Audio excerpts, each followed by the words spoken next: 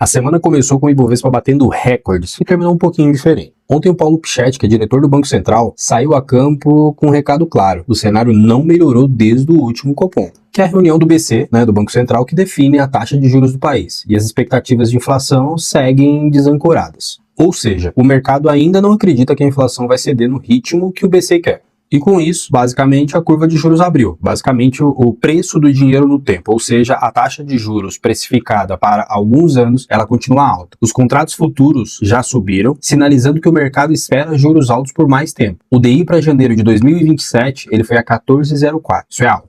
Isso muda aqui basicamente a leitura que a gente vem falando nos últimos dias sobre cada classe de ativo. No CDI, no pós-fixado, essa sinalização é positiva. Quem está nessa categoria carrega juros mais altos por mais tempo. Quem tem IPCA+, debêntures, CRIs, CRAs, títulos públicos, tem mais uma janela aí, mais uma pernada de poder comprar ativos bons, porém tem a questão da precificação sobre os ativos que você já tem na carteira. Eles podem inclusive marcar negativo no mês. Já no pré-fixado, a história muda. A abertura da curva, essa precificação do dinheiro no tempo, ela pressiona as posições mais longas. Antes de ampliar essa exposição, revise o prazo, olhe a qualidade do ativo. Lá fora, o petróleo Brent, referência internacional usada pelo Brasil e pela maioria dos países do mundo para precificar energia, voltou a subir com mais de 3%, se aproximando novamente de $100 o barril. A negociação entre Estados Unidos e Irã segue sem avanços concretos, os mercados começam a cobrar esse resultado. Esse movimento pressiona as treasuries, os títulos públicos da dívida americana, que serve como referência global de juros do mundo, porto seguro do mundo para alocação de recursos, e fortalece o dólar lá fora. Mesmo assim, as bolsas americanas se seguraram, o S&P subiu 0,26%, o Nasdaq subiu 0,36% com tecnologia renovando máximas históricas, a Netflix caiu 8% após decepcionar na projeção da receita, mas isso é ruído pontual, não há tendência no setor. Aqui no Brasil, o Ibovespa fechou a 196.818 pontos, queda de 0,46%, segundo dia de correção após os 11 recordes. Petrobras subiu 4,19%. Acompanhando o petróleo, a Vale caiu 1,13%, mesmo com o minério de ferro subindo 3,10%. Essa dissociação é relevante. O mercado aqui parou de olhar só a questão da commodity especificamente que influencia o preço da ação e começou a olhar alguns dados da empresa.